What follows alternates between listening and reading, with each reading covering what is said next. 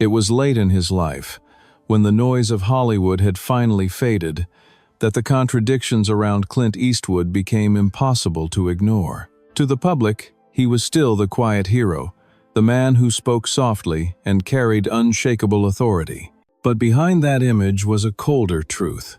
Eastwood never shouted, he never explained himself. When something broke, he walked away and never looked back. Love turned into litigation. Admiration hardened into rivalry. Political disagreements became permanent lines in the sand. These were not rumors whispered by tabloids, but documented fractures that followed him for decades. And at the top of that list stood the woman who knew him better than anyone else. The relationship that exposed his most ruthless side. Sondra Locke. For 14 years, Clint Eastwood and Sondra Locke lived as one of Hollywood's most private power couples. They shared homes, projects, and a public image that suggested stability and mutual respect. Yet the relationship was built on an imbalance that few outside their circle fully understood. Eastwood was already a towering institution, with control over studios, budgets, and access. Locke's career, increasingly, passed through him. What looked like partnership often functioned as permission. When the relationship ended in 1989, it did not dissolve through conversation or closure. It ended through action. Eastwood changed the locks on the house they shared and had Locke's belongings boxed and removed while she was away. There was no warning, no negotiation, no space for response. The message was unambiguous. The door was shut, and it would not reopen. The breakup might have remained a private cruelty if not for what followed. Locke filed suit, accusing Eastwood not only of emotional harm but of calculated deception designed to dismantle her future.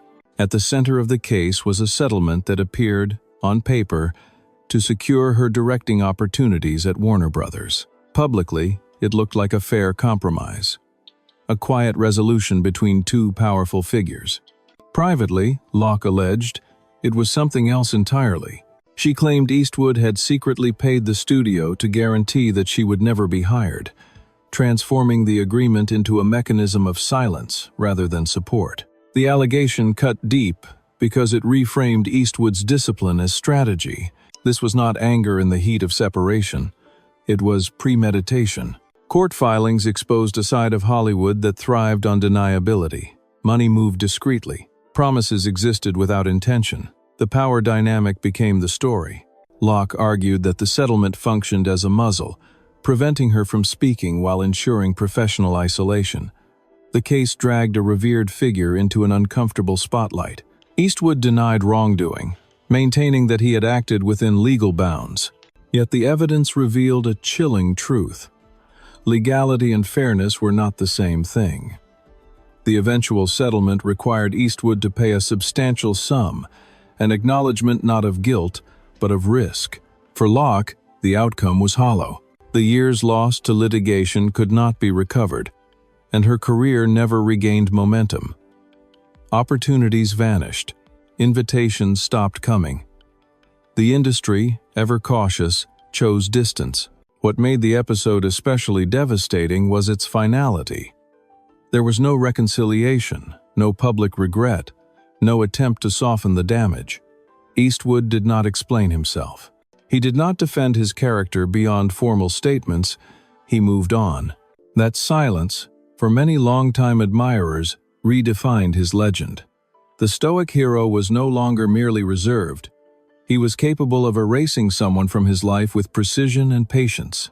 Locke, by contrast, became a cautionary tale about proximity to power. Her story lingered as a warning whispered in private conversations, rarely spoken aloud. This conflict stands first because it exposes the core of Eastwood's personal code. Loyalty was conditional. Independence was non-negotiable. When a relationship threatened control, it was not repaired. It was neutralized. The love story that once symbolized Hollywood romance ended as a legal case study in dominance and consequence. For audiences who grew up believing in Eastwood's moral clarity, the Locke case remains the most unsettling chapter. It suggests that behind the calm exterior lived a man who did not need to raise his voice to destroy what stood in his way. He simply closed the door and ensured it stayed closed. For audiences over 60, the clash between Clint Eastwood and John Wayne feels almost mythic. Both men embodied the American West, yet they stood for radically different eras. Wayne represented the classical cowboy, moral clarity, communal justice, and a frontier where violence served order. Eastwood arrived as the antithesis. His characters were solitary, morally ambiguous, and willing to cross lines the old Western never acknowledged. As Eastwood's star rose in the late 1960s and early 1970s, Wayne watched with unease. To him, Eastwood's success did not renew the genre, it distorted it. The tension remained largely unspoken until Eastwood directed High Plains Drifter. The film's brutality, revenge-driven narrative, and bleak moral universe struck Wayne as a betrayal of everything the Western stood for. Rather than issue a public rebuke, Wayne chose a more personal route. He wrote Eastwood a handwritten letter direct, severe, and unmistakably disappointed. In it, Wayne accused Eastwood of making a film that mocked the very myths that had defined the frontier on screen. He argued that High Plains Drifter portrayed the West as cruel and corrupt, undermining the values that generations of Americans associated with the genre. For Wayne, this was not an artistic disagreement. It was a moral one. Eastwood's response was silence. He did not answer the letter. He did not soften his approach. He did not seek Wayne's approval or attempt reconciliation. Instead, he continued making films that pushed the Western further into darkness, embracing violence and ambiguity as truths rather than deviations. The silence spoke volumes. To Eastwood, Wayne's criticism belonged to a past he had already left behind. Engaging would have meant conceding authority. Ignoring it affirmed independence. What followed was not a feud in the tabloid sense, but a permanent distance. The two men never collaborated. They never publicly resolved their differences. Wayne continued to speak of the Western as a moral inheritance, something to be protected. Eastwood treated it as a canvas for interrogation, stripping away heroism to expose consequence. Hollywood, caught between reverence and evolution, allowed both legacies to coexist without forcing a reckoning. Yet among insiders, the divide was understood. This was not competition for roles or accolades. It was a collision between philosophies. For older viewers, the weight of this conflict lies in what it represents. Wayne was the last guardian of a myth. Eastwood was the man who dismantled it. Wayne believed the Western should offer reassurance. Eastwood believed it should offer truth, even when that truth was uncomfortable. Their inability to reconcile reflected a broader cultural shift, one that mirrored America's changing relationship with authority and violence. Eastwood's refusal to engage was not cowardice, it was a declaration. He would not inherit the genre on Wayne's terms. This clash earns its place on the list because it marked Eastwood's full departure from the past. In choosing silence over apology, he accepted the cost of alienating an icon. For Wayne, the letter was a warning. For Eastwood, it was confirmation that he was on the right path. Two kings, one frontier, and no room to share the crown. The Western survived, but it was never the same again. The clash between Clint Eastwood and Spike Lee did not grow out of personal history or private betrayal. It erupted in public, shaped by race, politics, and the question of who gets to define historical truth. When Eastwood released Flags of Our Fathers, a World War II film focused on the Battle of Iwo Jima, Spike Lee criticized the movie for excluding black soldiers, arguing that African Americans had fought and died in the Pacific Theater and deserved recognition on screen. To Lee, the absence was not a creative choice, but a political statement, one that perpetuated a selective version of history. Eastwood rejected the criticism outright. He did not frame his response as a misunderstanding or invite debate. Instead, he drew a hard line. In interviews, he stated that his film followed the historical record of the specific event portrayed and that casting decisions should not be reshaped to satisfy contemporary political expectations. Then came the sentence that crystallized the conflict. Referring to Lee, Eastwood said that, "A guy like him should shut his face." The phrasing was blunt, dismissive, and unmistakably personal. It signaled that Eastwood viewed the critique not as good faith disagreement, but as an intrusion into his authority as a filmmaker. The reaction was immediate. Commentators accused Eastwood of insensitivity, while supporters praised his refusal to bend to what they saw as ideological pressure. For older audiences, the exchange felt like a collision between generations. Spike Lee represented a Hollywood that demanded inclusion as a moral imperative. Eastwood represented an older creed, the belief that art answers first to facts, not to movements. Neither man backed down. Eastwood did not apologize or clarify. Lee did not retract his criticism. The disagreement hardened into a symbolic standoff. What made this conflict especially revealing was Eastwood's tone. Unlike the quiet withdrawals that defined other ruptures in his life, this was confrontational and public. The silence that usually followed his disagreements did not come immediately. Instead, he used dismissal as a weapon, reducing Lee's argument to noise unworthy of engagement. It was a rare glimpse of Eastwood's temper when his authority was questioned. The message was clear. History, as he chose to tell it, was not open to negotiation. Behind the scenes, the tension grew uncomfortable enough that Steven Spielberg reportedly stepped in to calm the situation, urging both men to de-escalate. The intervention prevented the clash from spiraling further, but it did not resolve it. There was no reconciliation, no collaborative future. The distance remained. This conflict earns its place on the list because it exposed Eastwood's worldview with unusual clarity. He did not see himself as a provocateur or a provocated party. He saw himself as a guardian of narrative authority. When challenged, he did not argue the point endlessly. He shut the door. For Spike Lee, the exchange underscored a generational divide that still shapes Hollywood. For Eastwood, it reinforced a lifelong position. His films would answer to history as he interpreted it, not to the politics of the moment. In drawing that line, he accepted controversy as the price of control. The conflict between Clint Eastwood and Michael Moore did not emerge from cinema aesthetics or personal history. It came from ideology, and it unfolded in front of witnesses. Moore, the most visible liberal documentarian of his generation, built his reputation attacking gun culture, corporate power, and conservative politics. Eastwood stood on the opposite side. A lifelong believer in individual responsibility and gun rights, he viewed Moore's activism as moral theater rather than honest inquiry. Their worlds were destined to collide, and when they did, Eastwood did not soften his response. The flashpoint arrived during an award season gathering where Moore's presence symbolized Hollywood's liberal consensus. In a moment that stunned the room, Eastwood addressed Moore directly.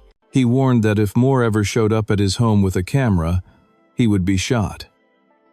At first, some laughed, assuming the remark was a provocation or dark humor. Eastwood did not smile. He repeated himself, clarifying that he was serious. The laughter stopped. The statement landed not as metaphor, but as boundary. For Eastwood, this was not a debate about policy. It was about trespass, autonomy, and the limits of intrusion. The aftermath split observers along familiar lines. Critics condemned the comment as reckless and intimidating, proof that Eastwood's politics had hardened into hostility. Supporters defended it as blunt honesty, arguing that Moore's confrontational tactics invited confrontation in return. Eastwood did not retract the statement. He did not issue an apology or explanation. He allowed the words to stand exactly as spoken. That refusal to recalibrate was the point. Eastwood had drawn a line and saw no reason to blur it for public comfort. What made the episode revealing was not the threat itself, but the philosophy behind it. Eastwood rejected the premise that public figures owed activists access or patience. To him, Moore's style represented an erosion of personal sovereignty, a belief that moral urgency justified intrusion. Eastwood's response reframed the conflict as one of property and agency. You do not cross the threshold uninvited. You do not turn a private life into spectacle without consequence. In that framing, the threat was not about violence. It was about deterrence. The industry's reaction was cautious. Studios avoided comment. Colleagues stayed neutral. The moment passed without formal fallout, but it lingered in Eastwood's public image. For older audiences, the incident reinforced a perception of him as uncompromising, even frighteningly so. This was not the measured stoicism of his films. It was a man asserting control in the most direct terms possible. Moore, for his part, did not pursue the confrontation. He referenced the episode obliquely, letting Eastwood's words speak for themselves. This conflict earns its place on the list because it illustrates how Eastwood handles ideological opposition. He does not negotiate. He does not seek middle ground. When faced with a worldview he rejects, he erects a barrier and defends it.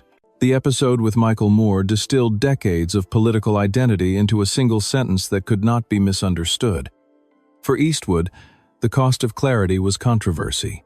For Moore, it was a reminder that not all disagreements in Hollywood end with speeches. Some end with doors closed and warnings delivered cold. In Eastwood's universe, that finality was not a flaw. It was the point. Unlike the other conflicts in Clint Eastwood's life, the tension with Meryl Streep was not born from romance, lawsuits, or shouted insults. It emerged from symbolism and public moral judgment.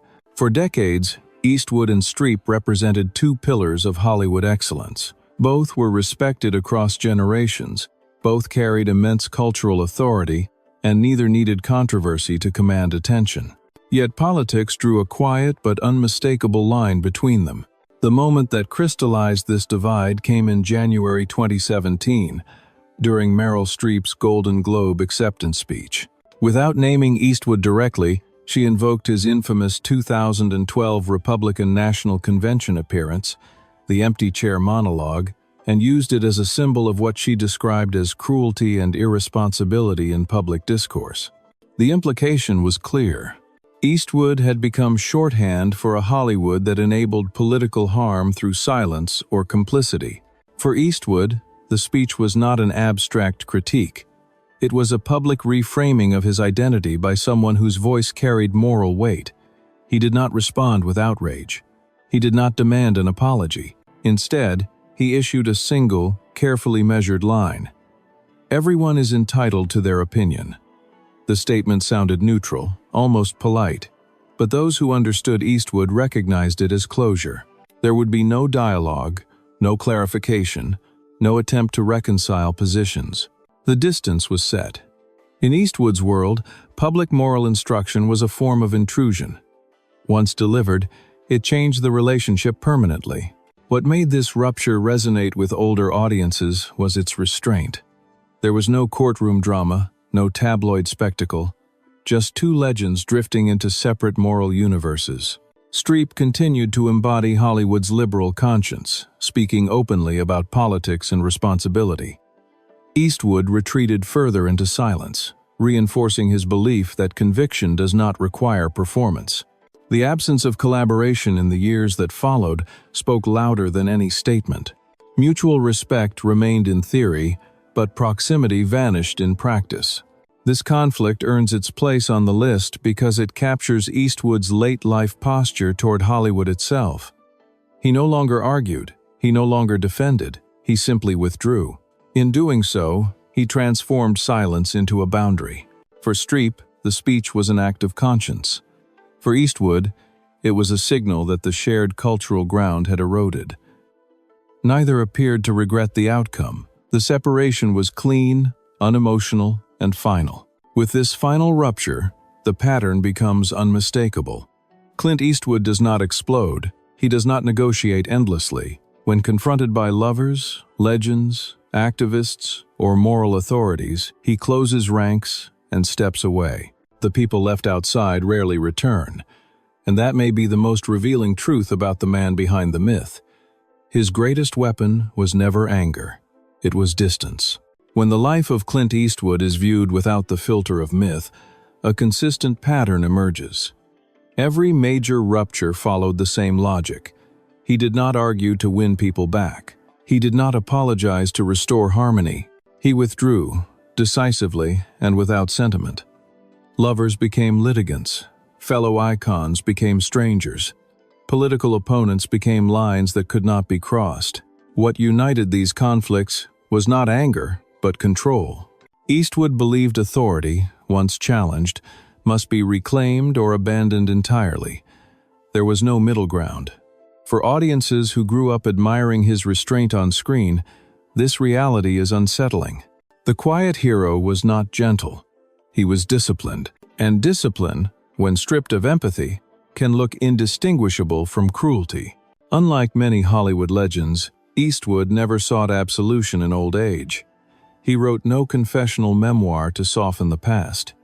He offered no tearful interviews reframing regret as wisdom. His silence was not an oversight. It was a philosophy. He believed that explanation weakens authority and that distance preserves dignity. In that worldview, forgiveness is not a virtue. It is a concession. Those who crossed him were not fought. They were erased. Careers stalled. Friendships cooled. Dialogues ended before they could begin. To some, this was strength. To others, it was emotional austerity mistaken for integrity. What makes Eastwood's legacy especially compelling for older viewers is its familiarity.